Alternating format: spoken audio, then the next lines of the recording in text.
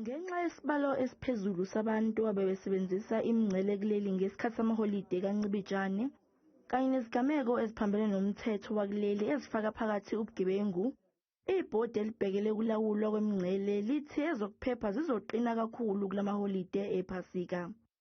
During these facilitations, the BMA officials have to secure the port environment against threats of illegal migration, smuggling as well as trafficking of persons, and the smuggling of goods in and out of the Republic.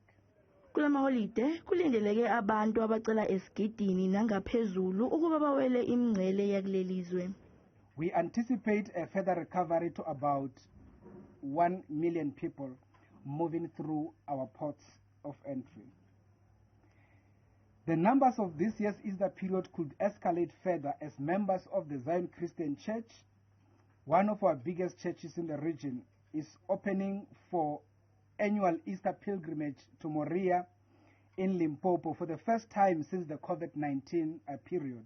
Engeziwe amahora okusebenza kweminye imingcele ukumelana nomthamo wabantu abaphumayo nabangenayo kulelizwe. We have extended the operating hours at Groblersdal Bridge, port of entry to Botswana.